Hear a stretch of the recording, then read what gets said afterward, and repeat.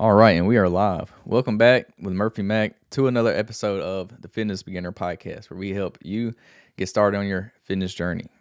Today, we got a special guest joining the podcast. We have Dr. Derek Alessi joining, so I'm going to bring him onto the screen. Here he is, and I'm just gonna go ahead and let you introduce yourself to everybody. Give a quick little intro to you, and then we'll hop into the podcast. Yeah, thanks, Murphy, and thanks for having me on. I'm happy to be here. I am an exercise scientist and a nutritionist, and I've been doing it for the past 30 years or so. But interestingly enough, when people ask me if I always knew I was going to do it, the answer was no. I was going to go to dental school and be a dentist. And typically, a question will be, well, why do you want to be a dentist? And the answer was, well, I had an uncle who was a dentist and I was following in his footsteps. But secondly, and more importantly, I was 244 pounds in high school. Oh, wow. So fitness, health, nutrition weren't exactly things in my wheelhouse growing up. I didn't grow up as an athlete. I didn't grow up as a jock. None of those things. It came to me much later. Now, luckily, I had to take some exercise science classes as a prerequisite before dental school, and I kind of fell in love with it because it spoke to me. I had no idea that there was a science behind exercise. I just figured some guys that were athletes or bodybuilders would go to the gym, lift some weights, that kind of thing. But exercise science in the late 1980s began to be a new field and a new curriculum in some of the colleges and universities, and it was a legitimate thing. And more than anything else, it really spoke to me about there's something behind this. You can figure this out, and you should be doing it. And that kind of is what set me on this path, Murphy, of helping first myself, but then clientele over 30 years help their health, fitness, nutrition, and really make it sustainable for a lifelong journey. So, what did you end up graduating in? What is your degree in? Couple things. Well, I never went to dental school, I want to say. I kept thinking for a while there was a chance that I could go back, but I changed my major from pre med to initially phys ed. Now, I'm going to stop you right there because at this point, my mother was very upset. She said, "You're going to be a dentist and now you're going to be a gym teacher." Now, I never became a gym teacher. I continued on initially with phys ed, then exercise science, got a PhD in exercise science, and then went back to school and got a master's degree in nutrition. So I did let my mother down twice. Didn't become a dentist, didn't become a gym teacher. Oh, that's funny you said that you changed it because in college I had kind of had that same thing. I got about my junior year of college. I was like I really got into fitness and I wanted to change my major to exercise science or kinesiology, and I was like it's too late. It's too late. I can't do it now. I didn't want to. I was ready to get out of college. I couldn't stay in there any longer. So I was like I'm not changing now because I'm going to start all the way over. I'm not doing that. But hey, look at me. I'm doing a fitness podcast today. So apparently that was definitely something I was interested in at the time, but I ended up graduating in business, so not related at all. But Never too late, never too late. I keep thinking I could go back to dental school, so I don't know, maybe never too late. yeah, that's true. I always say I would never go back to college. I say that, but I never want to say never because there's no telling what I'll do. There's no telling. There's no telling at all. Yeah, so tell me a little bit more about your fitness journey. You said you were 240 pounds. So how did that go? What were some of the things you did? Because let me tell you about a little bit about my podcast. It's called the Fitness Beginner Podcast because that's what we want to talk about, helping people get started, helping beginners. That's kind of like the whole idea of the podcast: get people started, get people going. And we normally keep things on a very like not high level, a very generic base. We don't dive too deep into different topics when it's just me on the podcast. But that's why I like to interview people like you because when I have professionals come on, we can talk more in detail about different topics. So I just want to kind of like let the listeners know what did you do? What were some things you started? You obviously started at a very young age. You started in high school. So what were kind of some of those things and skills and tactics that you used to kind of help you get started on the right foot and get you going? It might have been a little bit later as college when I really started to even begin exercise. But for me, there's a couple pain points, and I do reiterate some of these stories. I remember being in eighth grade and wearing my father's clothes to my eighth grade dance, which was something that I haven't forgotten, and it's been 40 years. So that was a big deal. And I also remember getting up to a size 42-inch waist pants. So once again, there's some things that stick with you, and that's kind of the beginning point. For me, this is my situation. I have both sides of my family, mother and father, both sides from Italy. So growing up, I was surrounded by food, and not just food, Italian food. Some And good food. remember, if you're not feeding your kids or your grandkids, you're not showing love. So I was very well loved growing up. There was not, my mother made her own pasta. She made her own sauce. She made her own bread. She made her own. She made everything. She made everything by hand, which was awesome. But at the same time, it wasn't exactly awesome for my waist. And my grandparents, even worse, right? Everything was homemade. Everything was from scratch. It was very carbohydrate dense. It was very sugar dense. Not growing up with a tremendous amount of money. My grandparents were really, if you look at it, they were peasants, and protein wasn't that common. If you got meat, it was like on Sunday or something, and it wasn't because anybody was vegan. It was just because the pasta was cheaper, the Mhm. bread was cheaper. That was a filler food, still is, by the way. So that those were my early days, which once again I still think of that food. It's still delicious. I appreciate it, but at the same time, that's where I started from, and that's what got me so heavy. So initially, to me, once again, I had to take some classes as a prerequisite, and I was stunned by something called the metabolic equation. The metabolic equation hit me like a ton of bricks, where every 1 pound of muscle on the human body is responsible for burning 35 to 50 calories per day.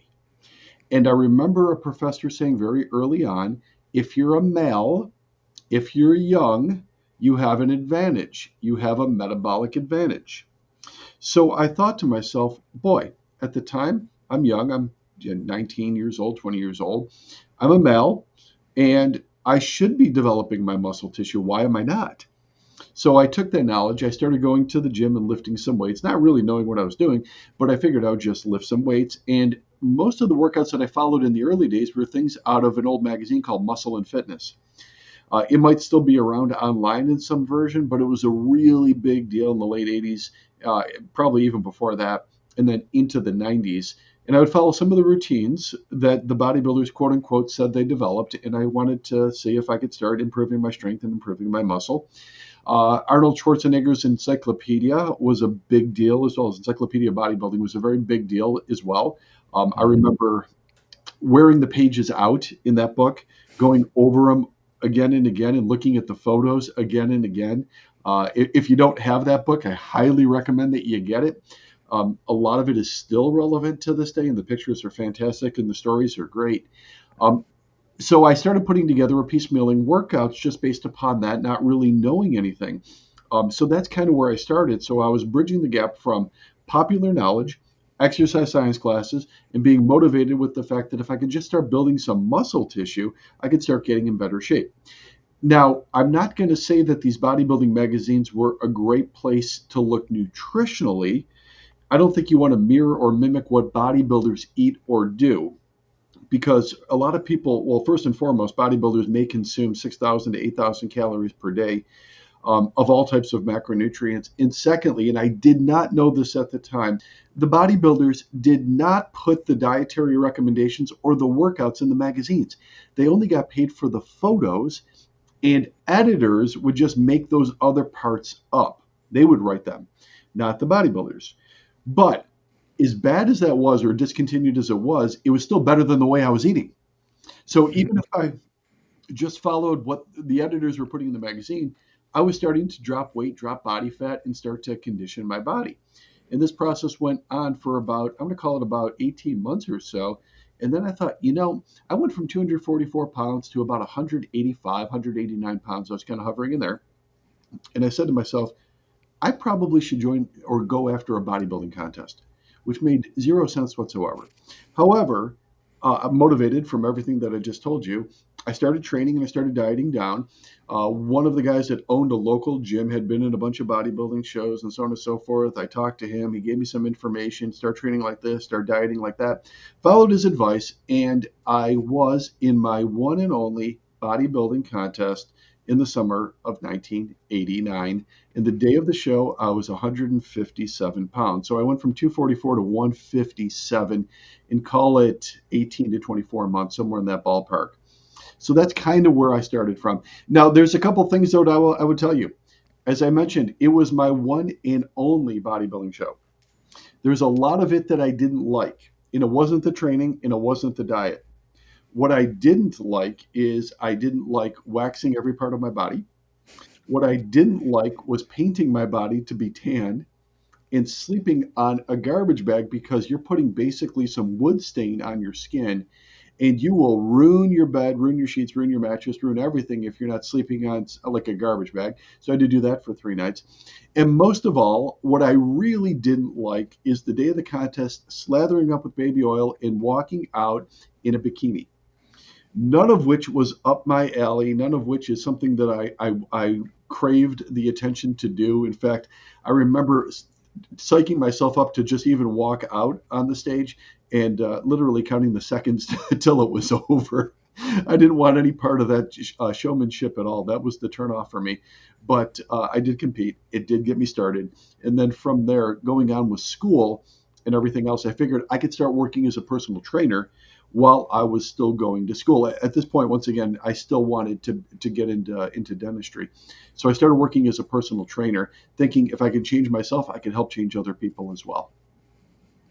Yeah, I resonate with you a lot on your bodybuilding show because I actually just did one myself. So I did one in August of 2024. So about 6 months ago, I did one, and every point that you mentioned, I agree 100%. I don't think the bodybuilding thing was for me as well. I like to do like endurance side of things, but yeah, I wanted to do the bodybuilding show just once. I just wanted it's kind of like a bucket list thing. I want to try it, and I don't see myself doing another one anytime soon. I don't know. It was like I said, I never want to say never because I probably will do it one day, but it was tough. It was hard. Like I did an Ironman the year before, and I would say the bodybuilding show was 10 times harder than the Ironman in my opinion. It was tough. It was tough, You- right? Psychologically tough. Yeah, I just felt miserable all the time. I felt terrible, like being that low body fat. I was grumpy.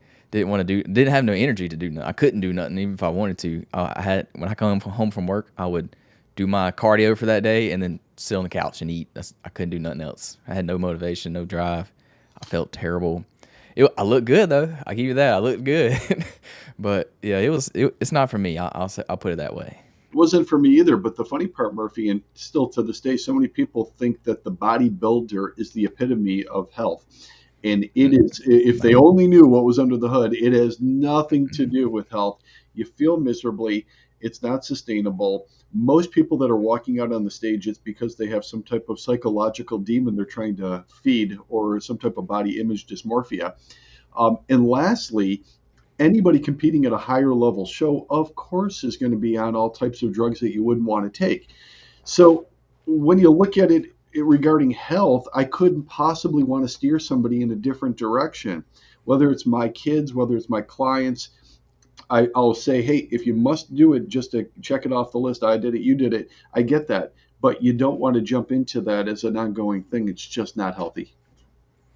Yeah, I agree with you. It's definitely not healthy, but I have a lot of respect for bodybuilders and what they do. It made me realize just how tough it is. They're putting themselves through it every single day, and it was tough. I give it to them, but yeah, I'll leave that to them. And I also think being enhanced, I think will help you a lot with that because I feel like I'm natural, so I feel like me doing the natural, I feel like I felt those effects a lot more than what they did.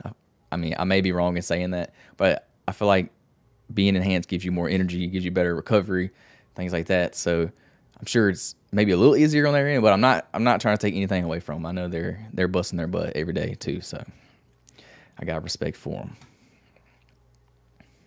But yeah, so I see. So what is your involvement in Strength Genesis? Are you the owner of Strength Genesis? Yeah, I'm the owner and founder of Strength Genesis. So, Strength Genesis is a food supplement company, Hmm. and there's really two major parts of the food supplement company, and the reason why I wanted to start it.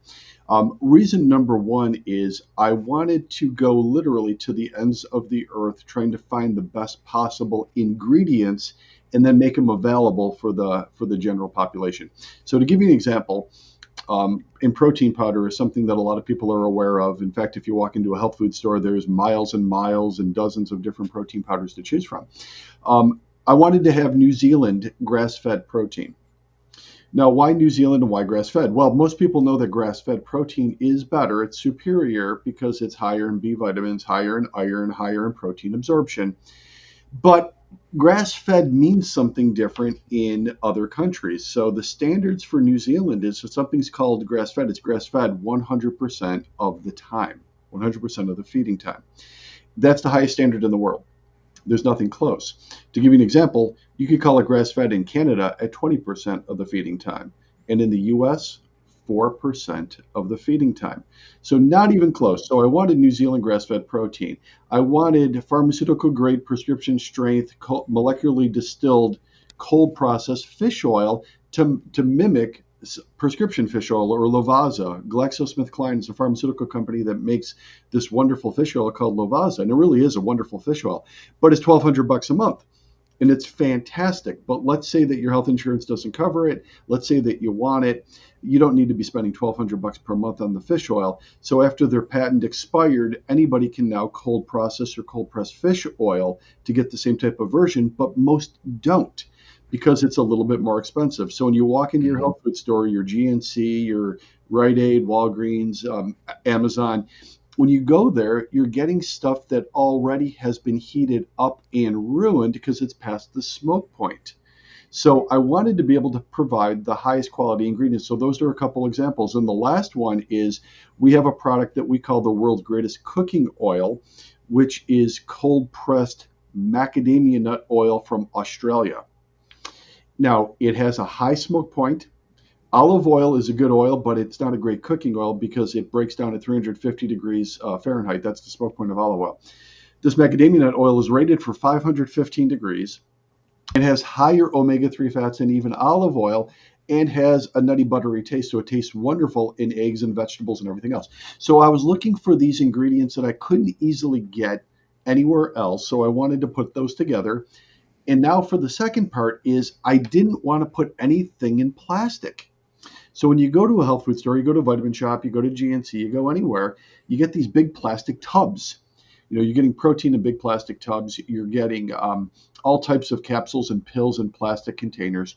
And it's no doubt that we've heard a lot about microplastics inside the body and microplasticity and how dangerous and detrimental that is in so many ways. And I'm not just talking about dementia and Alzheimer's, which is always pointed to, but I'm also talking about increased estrogen levels, increasing the risk of cancer, increasing body fat, and really being something that's unhealthy. So I didn't want plastic in the containers. So everything that we put in is either in metal, paper, or glass. So it's not leaching this plastic, which is a petroleum byproduct. So it's better for the body and better for the planet. Yeah, I recently got rid of all my plastic stuff because I've been seeing all the videos and stuff about microplastics online. So now I'm strictly using like glass when I do my meal prep and stuff, just a glass container. So It's alarming how much plastic is out there. Now, mhm. just to give you an example, why would a supplement company put it in plastic? Well, our protein containers, you can picture a protein container, we use aluminum. That aluminum container is $4.75 per container. If I get the same thing in plastic, it's 15 cents.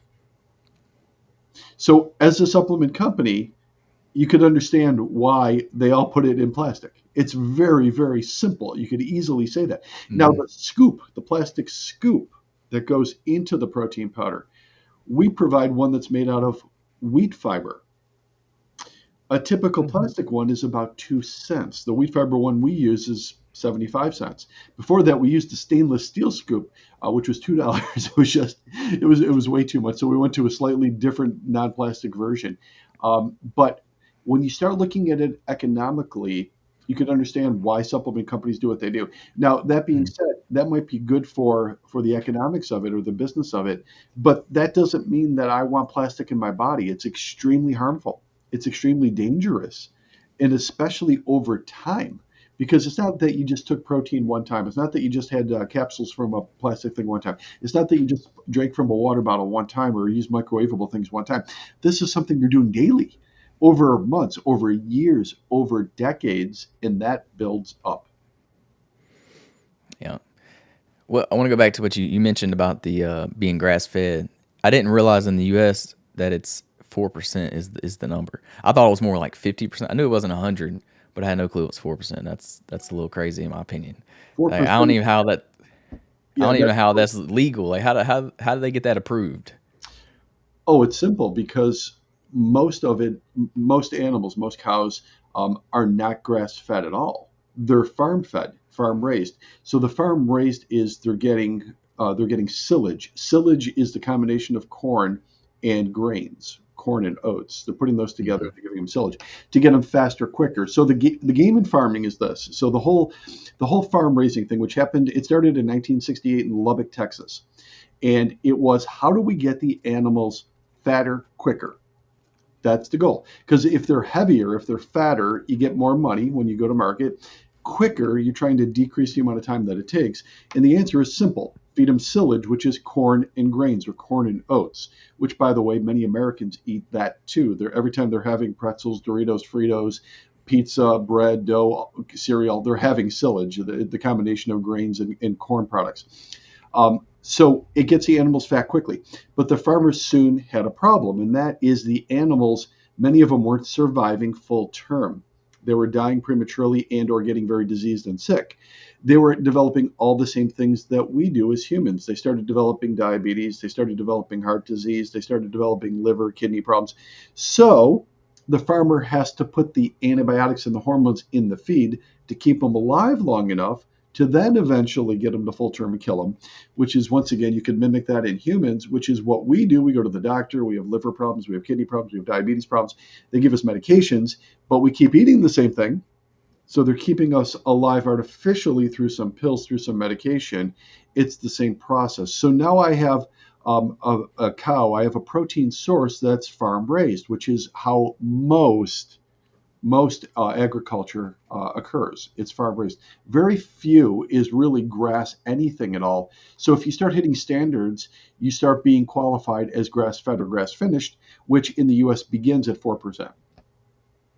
So would you say it's the corn and the grain that's causing the cows to not be as good for us, or is it the additives that they're adding into the grains and the corn? Well, the corn and the grains is what causes the need for the hormones and antibiotics.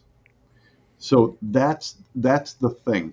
The antibiotics and the hormones would not be needed if it wasn't for the corn and grains. Hmm. Once again, it mimics exactly in us, in the human population, especially in the United States, because of our diet. That's the reason why Americans are on 4.2 prescriptions per person in the US right now. Now, right now, if you're thinking, but you're not on a prescription at all, understood, because somebody else is on 7, 8, 9, 10 right now, because they're consuming not the animal that consumed the corn and the grains, but they're directly consuming the corn and grains. So it usually leads to the question, you might be asking me this in a second, is if I eat the animal that has the corn and grains, does that mean that I'm going to develop a lot of the same toxicities? And no, there's really no evidence of something called transference, where the animal ate something, you're going to have that effect in Hmm. your body. However, you're eating protein that's not as absorbable, not as high in omega 3 and omega 9 good fatty acids, lower in iron, lower in B vitamins, lower in biotin, lower in choline, lower in a lot of things that the body does need to thrive. Whereas the grass fed is improved levels of all of that. So, is 4% better than no percent? The answer is yes. Is 4% as good as 100%? The answer is no. So, there's different standards in different countries based upon their economic policy for it through in our country through the USDA. So it's almost that the the grain fed meat is not, it's not necessarily that it's bad for you. It's just it's not as good for you as grass fed meat. You know, Is that a good that's way to look at it? that's exactly it. So, Okay. so often I'll have a client come in and ask me, because we do have a private practice clinic that I've been doing for 30 years, and they'll say, well, now that I know that, I'm only going to have grass fed everything. I said, well, before you're scared to death of what the cow ate, be more concerned with what you're eating. Don't just go to grass Mhm. fed, but continue eating all the cereal and crackers and Annie's bunnies and Cheez Its and Doritos and Fritos and corn pops and all these other things.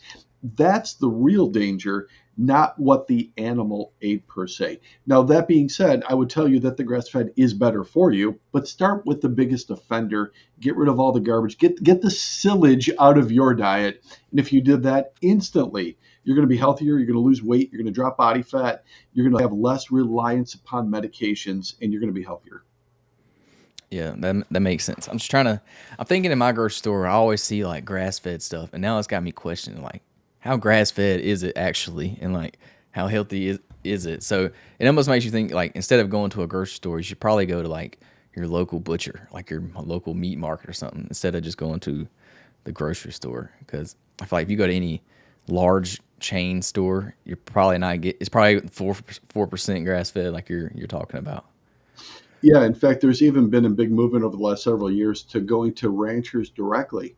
So Hmm. right now, with just a very simple Google search, you'll start seeing different ranchers where you can buy directly from around the United States that get things that are considerably higher than that 4% limit. You just have to be above 4%. So a lot of places will on their own intentionally be above 4%. So we're now starting to see this direct to consumer from ranchers, which for a long time, by the way, wasn't allowed. This is recent that it's allowed. There was a lot of lobbying and a lot of legislation that was in place so that the big six or big eight, I forget, food meat manufacturers or meat packers in this country did not want customers going directly to ranchers. They controlled all of it, which is now more recent that you could go directly to the rancher and get whatever you want. Yeah, I've heard of a lot of people recently going and buying like a full cow or a half cow, and they'll have to buy a whole separate freezer to put it in there because it's so much meat. Yeah, I've thought about doing that myself, but I don't know if I have the freezer space for all that. yeah, you need the freezer, right? So yeah, that's interesting to think about the grass fed. Now you got me second guessing my meat choices. Well, But that's what it's all about, right? Is always rethinking these things and trying to trade up for it. When it comes to things in life, I don't think food is something you should really skimp on. You may skimp on your clothing, you may skimp on your hairdo or your hairstyle or your car or something like that. But you're talking about something that is going to affect you the rest of your life. And not just the rest of your life, it'll also affect you at that instant, directly changing your overall health and you as a person.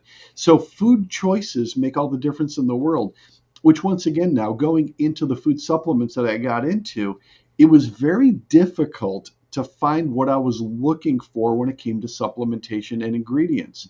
So much so that I finally said, I'm going to start putting things together on my own. I started with the Australian macadamia nut oil as my first product because I really loved it after hearing Tim Ferriss in the book The 4 Hour Body talk about how it's the new olive oil. And I fell in love with it myself personally. But I really wanted to start putting products together that wouldn't easily be attained otherwise, that would benefit you, and then once again packaged in packaging that also won't hurt you.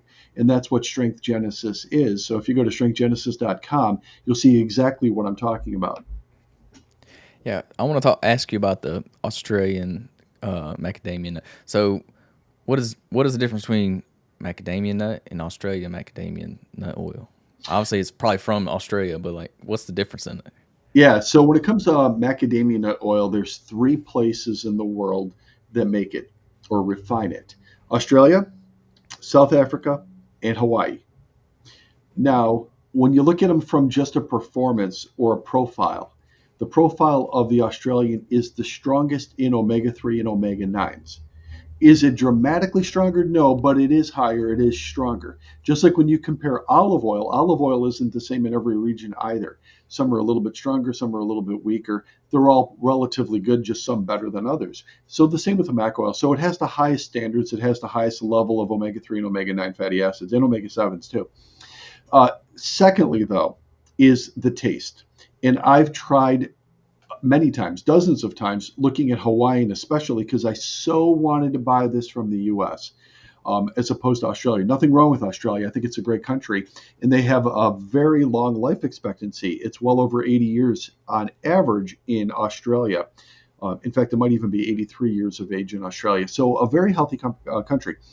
The taste, though, was the major contributor to it. South African, I hate to say it, and if you've ever, anybody listening from South Africa, I apologize, but the taste of their macadamia nut oil is burnt and awful. It's a terrible taste. Hawaiian doesn't taste burnt, but it tastes thin. It's not strong, whereas the Australian is more buttery. So if you think about maybe how your mother or grandmother used to make eggs or vegetables in butter years ago, and then they started getting the information that butter is not good, you should go to olive oil. All right, they started cooking in olive oil, or if you were lucky, if you weren't lucky, they were cooking in canola oil or vegetable oil or something bad. It lost that buttery taste. Well, the macadamia nut oil is healthier than olive oil and has that buttery, nutty taste. So the taste is phenomenal. Anybody that tries it, it becomes their new favorite oil because they love the taste of it. And once again, it performs like crazy, 515 degrees. So it's very difficult to exceed it or to flash it or burn it. You can even bake with it. That's how versatile it is. So, all of those reasons and so much more, it becomes people's new favorite oil. Yeah, I actually used macadamia oil when I was prepping for my bodybuilding show. That's what my coach recommended me. I don't know where it came from. I didn't look that much into it, but I did use that was what my coach had me using. So I'm a little familiar with it. You may have gotten the Australian. If you loved it, if it was buttery and nutty, you may have loved it. If it tasted a little bit burned and rancid, it might have been from South Africa. But you'll know when you compare them all against each other. Yeah, I didn't pay that close attention to it, but I don't know. But so speaking of the macadamia, obviously you're a big fan of the macadamia oil, but would you say out of all the oils out there, would you say this is probably the go-to one? This is the best one to use with when cooking, or I'd say it's the easiest and best one to use while cooking, no doubt, because of everything that we mentioned and the taste. Now, a lot of people will say, how does that compare to other oils? So they'll start asking me. When it comes to looking at cooking oils, obviously we've heard about good fats, bad fats. And the bad fats are the high inflammatory fats right now are being talked about quite a bit. So first and foremost, what should we not be cooking with? Well, I kind of mentioned it already. We shouldn't be cooking with vegetable oil, soybean oil, corn oil, canola oil, any seed oil we shouldn't be cooking with. It's high in omega 6 fats, which are not good fats. They inflame everything. And you don't want it for brain health or any type of vessel, heart health, or anything else in your body. So we want better sources of fat. Is olive oil a good oil? Olive oil is a great oil. In fact, we have a salad dressing that we make from extra virgin olive oil called Origin. It's been extremely popular because it's keto and Mediterranean. Over the last 6 months, I have not been able to produce enough of it. We can't keep it on the shelf, and we sell out every single month of this, which is a great oil, but it's not a great cooking oil because it breaks down at 350 degrees. So olive oil is good, but just not at high heat. Macadamia nut oil is great. Coconut oil is 276 degrees. It's not quite as good. If you look at avocado oil is a high temperature, high stable, good cooking oil. It has a stronger taste that not everybody loves. If you like avocado, you will like avocado oil. So that can be something in your arsenal. But if you don't like avocado, you will not like avocado oil because it changes the flavor of the food too much. So mhm. those would probably be the go-to to have. And lastly, what we see making a comeback is beef tallow, which of course is something that our grandparents and great grandparents would have used all the time. Then it became demonized by the USDA, by the American Medical Association as being problematic, saturated fat. We're learning now that's really not the case. You certainly can use beef tallow, so we're starting to see that get more popular once again. So we do have a bunch of really good options, but for overall performance and taste, I love the Australian macadamia nut oil. Yeah, I'm doing pretty good. I only use the ones that you just mentioned, so I must be doing something right. I haven't used the beef tallow yet. I do want to try that. I've been seeing a lot of stuff about the beef tallow recently, and now like restaurants are using that as like marketing now. They're like, "Ooh, we cook our stuff in beef tallow," but I don't know. We'll see what the beef tallow craze is about. Well, so I'm going to add to that comment. I believe McDonald's decided to go back to beef tallow. Now, I was all on board with beef tallow until McDonald's said that because because the only reason is because Mhm. McDonald's is not going to do anything that's not economical. Um, there's a lot of good information about beef tallow. I really wish McDonald's left it alone. but there is a lot of good information. And now the next question that people ask me though is beef tallow, if it's rendered from animal fat, is there a grass fed beef tallow? Yes. Is there grass fed beef tallow from other countries? Yes. Is there grass fed beef tallow from New Zealand? Yes. It's not overwhelmingly popular, and you're not going to find it in your local grocery store. But if you want to jump online and look for it, you probably can get it. You might have to get it imported from New Zealand, but yes, you can get it. So it's not oil. It's more of like a paste. Is that correct? Yeah, so think about a paste or butter. Think about it something Mm. that's not completely solid, but kind of like that. Yeah, that makes sense. Kind of like the coconut oil. It's kind of similar. Right. It's thicker, it's emulsified. Hmm. Yeah, so think of it like that. You're not going to spray it out per se like you would with olive oil. Like with the macadamia nut oil, it's in liquid. I even put it in one of those mistos so you can spray the pans or spray the grill. Hmm. You won't be able to do that with beef tallow. You'll have to put it on with a brush. Yeah, I'll have to try that. I hadn't done it yet. So I also seen I have your website pulled up here, and I see something called MCT oil. So what Yeah. exactly is that? I'm not familiar with. I've heard of it before, but I'm not familiar with exactly what it is. MCT oil stands for medium chain triglyceride oil, and it comes from coconut oil, but it's the medium chain. It's the middle fatty acid chains of coconut. Now, it's been around a long time. In fact, much longer than most people realize. So, the story of MCT oil is it's been studied for its anti dementia effects, even going back to the late 1960s. So, when you look at old research on it, people that took MCT oil could either delay or help treat the effects of dementia, trying to stop the beta amyloid plaque from building up inside the brain, which, of course, if dementia keeps continuing, there's 7 levels of dementia, the worst of which being level 7, which is Alzheimer's disease, which is fatal. MCT oil is very successful of preventing that from happening. Let's say that you don't have dementia. Can it help a healthy brain? And the answer is yes. There's a lot of evidence that it decreases brain fog because it's helping break up that beta amyloid plaque, and also it speeds up cognition. So the brain runs on 97% fat. This is a fat that your brain can use for energy, and it helps speed up that clock time inside the brain for cognition. Once again, all of that has been known in research for a long time, but nobody cared. Now you think about it, something that remarkable, if it was a drug, it would be extremely popular. In fact, it would be a blockbuster if that was a drug. But since it's not a drug, since it was a food, it wasn't even really that popular until the early 2010-ish era, 2011, 2012, when the molecular researcher Dave Osprey wrote his book Bulletproof. Bulletproof was about making yourself and your body and your health bulletproof, but also he talked about bulletproof coffee. That's where that whole thing began, where people would take a cup of coffee and they would put this MCT oil in it.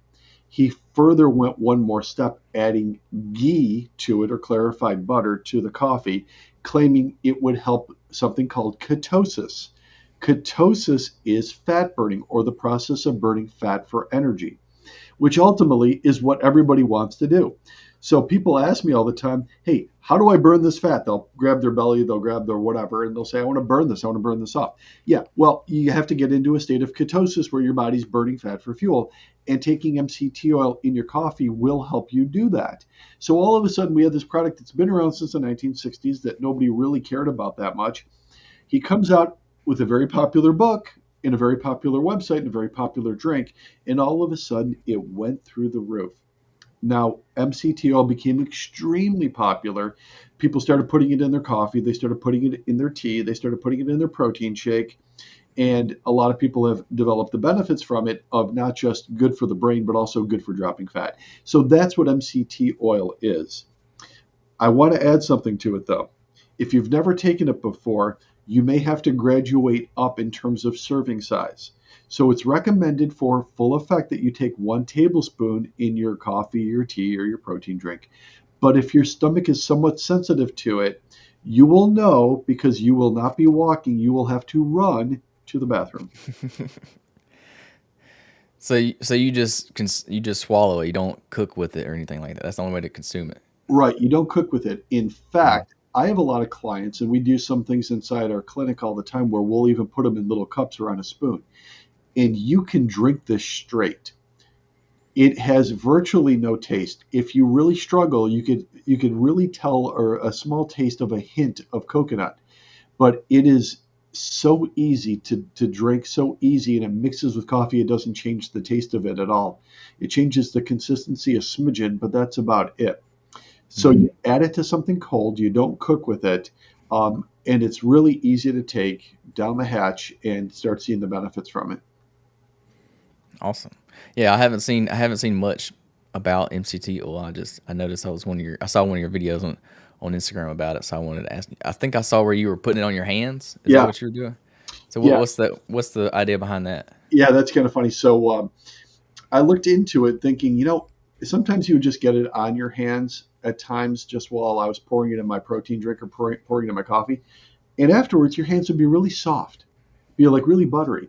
So I started doing this thing where then I started putting it on my hands and putting it on my beard. I would put it on my hands and put it on my face in the morning after I took a shower. I put it on my head, having a shaved head. I'd put it on my head because my head would get dry.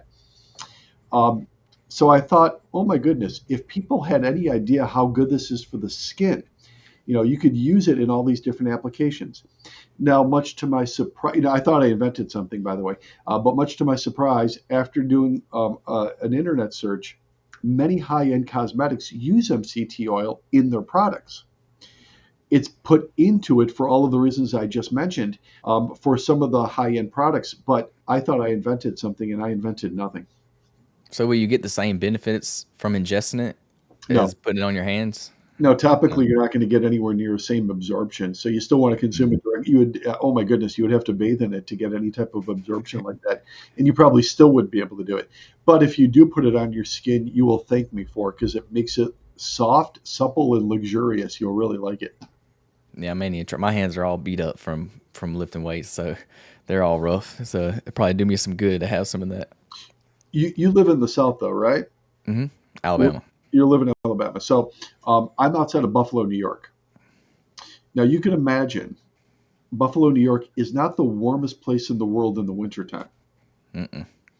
So not only do your hands get dry, every part of your skin gets dry, your head gets dry. When you walk outside and it's like the high for the day is going to be like 8 degrees, you get really dry really fast.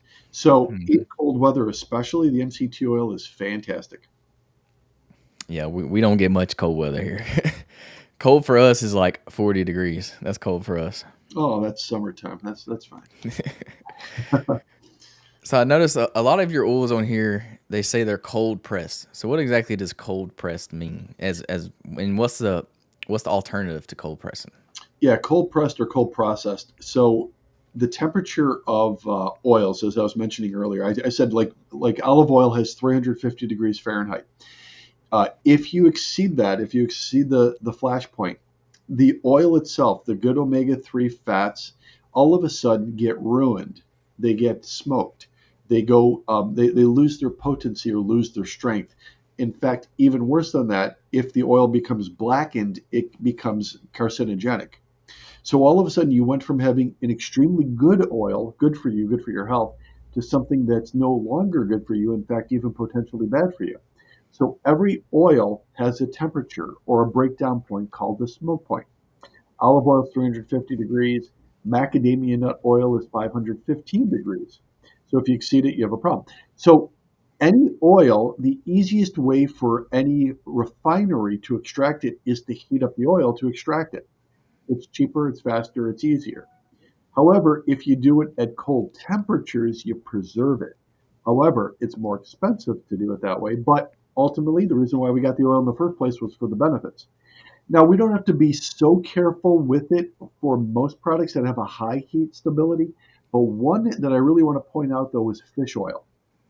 Most people don't know this, but fish oil has that smoke point at 90 degrees Fahrenheit. That's it. If you exceed 90, it's not going to work. So fish oil can either be one of the healthiest things that you ever take in. I was complimenting GlaxoSmithKline with their product Lavazza before because it's cold pressed. If you exceed it, though, it doesn't give you those awesome benefits of being good for your heart, good for your blood sugar, good for your blood pressure, lowering your triglycerides, good for your skin. It doesn't give you any of those things. It becomes carcinogenic, which is what most fish oil is. So if you've seen reports saying that fish oil is the best thing ever for all the reasons that I mentioned, it's true. If you see that fish oil could potentially lead to a lot of cancers, it's true because of how the oil is processed. So if I go into my Sam's Club, if I go into my Walgreens, if I go into my Rite Aid, if I go into any big box place, they're not cold pressing that. They're heating up the fish to extract the oil. The cheaper, easier way to do it. But you have a bad oil then. Whereas if it's cold processed, they're not doing that. And you're getting the benefit from it. So as I mentioned earlier, GlaxoSmithKline had a patent on the cold processing because you can't patent a fish, but you can patent a process. That expired about 7 years ago. So now a lot of other companies, our company Strength Genesis included, we go to the refineries that do that type of processing, the same thing that the drug companies do, the pharmaceutical companies do.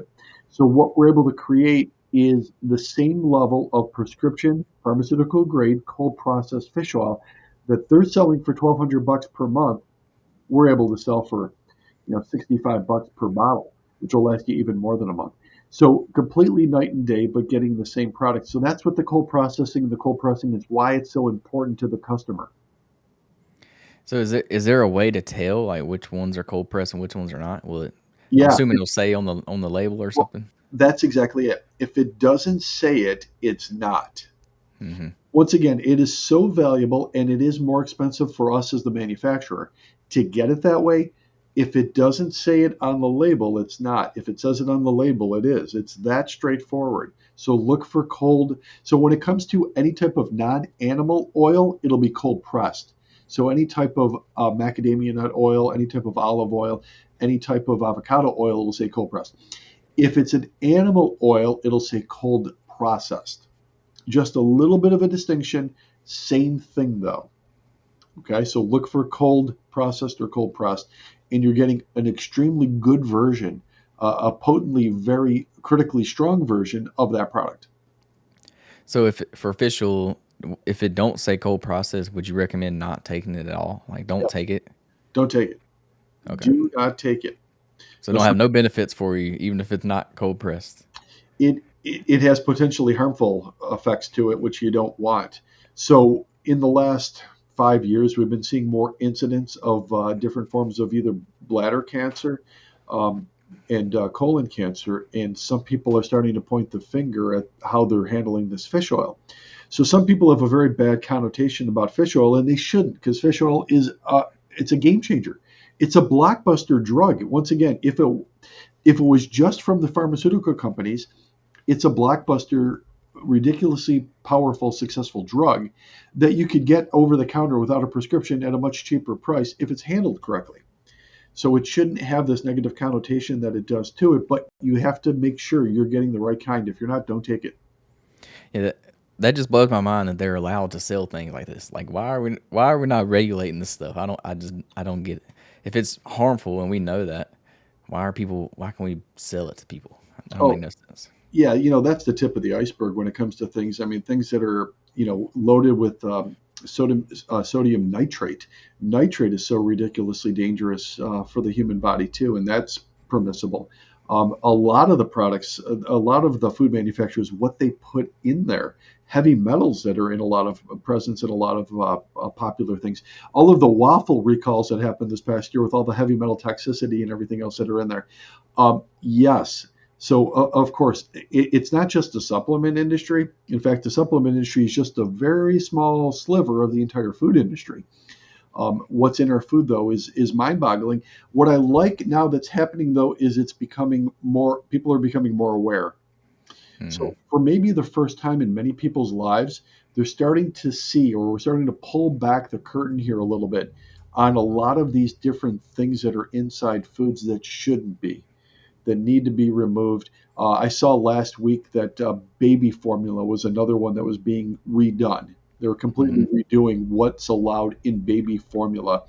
Um, all these things needed to be addressed because clearly we need to clean up the food choices. Yeah, I've heard a lot of things about the baby formula recently. I have a little nephew, so I've been around it. So what's a supplement that you say we should stay away from, like steer clear from, and what supplements should we take, as far as like your general supplements? Well, it's the same one, right? So it's fish oil. Stay away from anything that's not cold processed. Mm-hmm. Do take the one that is cold processed. And also, too, I used another term before, molecularly distilled. What that means is any heavy metal that the fish may ingested has been removed. So a lot of people know that fish oil comes from the deeper water, cold water fishes. And since they're towards the low end of the ocean, they can't take in heavy metals. So the molecular distillation removes that from it so that you're not getting a buildup of mercury and cadmium and everything else that you don't want to be taking in. So fish oil for you should be taking, and fish oil for what you shouldn't be taking. I want to add also, though, creatine monohydrate. So creatine, and I'm sure you've taken creatine. Anybody that's in Mm-hmm. bodybuilding, anybody that's in athletics has taken creatine before. But what we're seeing now is creatine is becoming the number one supplement, not just for bodybuilders and athletes, but we're seeing it amongst diabetics. We're seeing it amongst senior citizens. We're seeing it amongst people that have dementia or even Alzheimer's disease. And it benefits all of those populations. And this is newer research, something in the last 5 years or so. So I can't emphasize the desire to take creatine more than what it is. So we started creating a sugar-free product. They're creatine chews. Now, for a Mm-hmm. long time, people would just buy the creatine powder and they would either mix it in with water or mix it into their protein drink, which is fine as well. However, what I've seen though over a number of years working with an older population, I don't work with anybody under the age of 45. So with an older population, they are not going to buy the powder and add it to a protein drink or add it to some water and drink it. The compliance won't be there. They won't take it regularly. It's too inconvenient. So Mm-hmm. we put it into these sugar-free chews so people can eat them as a snack. Take them in every day. It's best to take them in prior to a workout, but any time of day you can take them in, and it helps build muscle. It helps give you endurance. It's good for your bone metabolism or to build muscle or build bone, and it's awesome for cognitive ability. So it speeds up once again the processing for the brain. All of those reasons, and there's many more too for creatine, is something that I would highly recommend everybody take, whether they're looking to lose fat, get stronger, better balance, or just be healthier. Yeah, creatine is one I've been taking for years. I've always believed in creatine. I also take just your generic whey protein, and then I will use some pre workout sometimes when I'm doing a weightlifting session. I will use that. We'll, I we'll, was gonna. we'll change your whey protein to grass fed and New Zealand grass fed whey at that. Mm-hmm. Yeah, I was. I actually heard a study. I don't know what the exact percentage was, but it was funny you mentioned you put your creatine in gummies because it's people are more compliant. Well, there was a study, I forgot what it was that they did about that specifically, and they were like, it was a significant number of people being more compliant when you put it into a gummy form versus a powder or a pill. So they were even more likely to eat the gummies than taking a pill, and especially taking the powder, like you mentioned. I thought that was pretty interesting because it's almost like eating a little piece of candy. You know, it's easy for people to take, and they're consistent with it. They also said that people are more consistent with giving their dogs their medicine than they are taking the medicines themselves. So I thought that was pretty funny. I agree wholeheartedly. You could have the best food or the best supplement in the world. If a person's not taking it, it's not going to matter. So Hmm. you always want to be very regular with it, whether it's the fish oil, whether it's the creatine, the MCT oil, it doesn't matter. You want to be regular with it. And as humans, we get busy, we get distracted, we forget, we get off schedule. For most people, now when you're bodybuilding, or if you're an athlete, you don't forget any of those things. Every little thing is mapped out. Every little thing is rehearsed and reminded 1,000 times. But keep this in mind: most people are not a bodybuilder or an athlete. They have a 9 to 5 job. They're an accountant. They're a school teacher. They're an office worker. They're a student.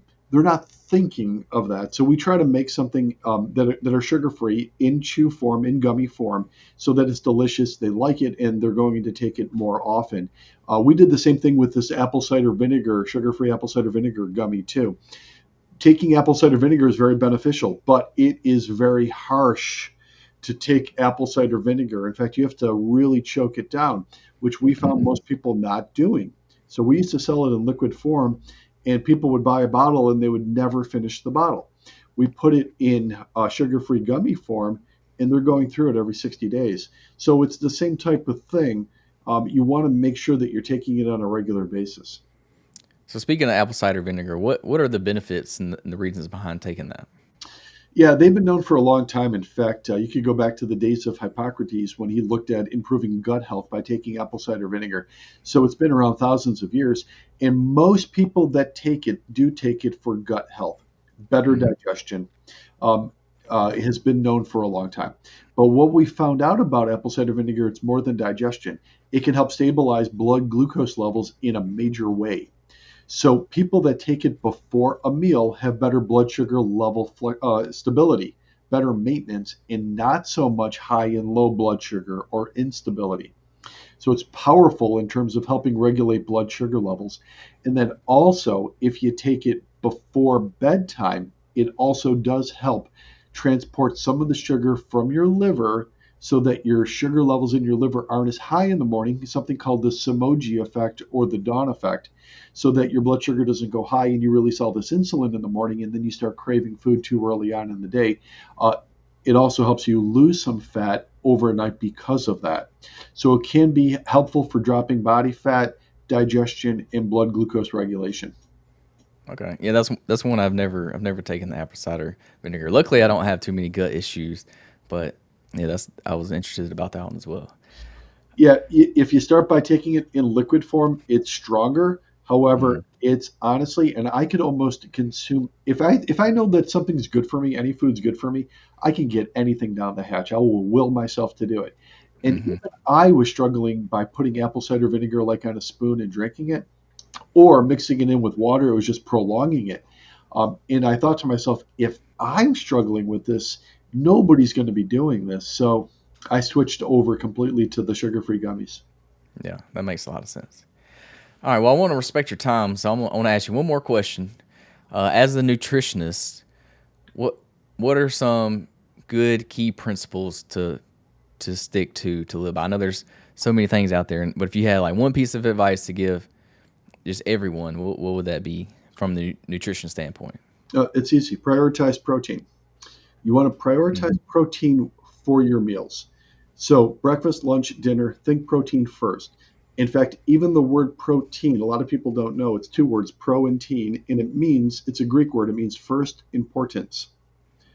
It was called first importance for a reason. It's important. So make sure that you're taking your protein in to rebuild and repair your muscle, your heart, your gut.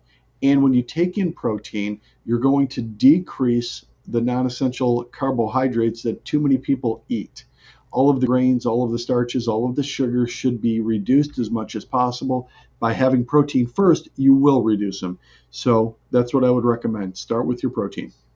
Yeah, I always like to say if it don't have protein, it's not a meal. Not to me. So I love to eat meat. I'm a big meat eater, so I got it. That's what I base all my meals around. Like I pick the protein first, and then pick everything else around that because prioritize. it's like a little snack to me if it don't have any protein. So One last comment on that, just to go one half step further, is as you get older, you need more protein because you don't absorb it as well. A lot of people don't know that. They think, oh, so I'm getting older, I'm not as heavy or I'm not as active, I don't have to take in as much protein. That is the opposite way you should be thinking.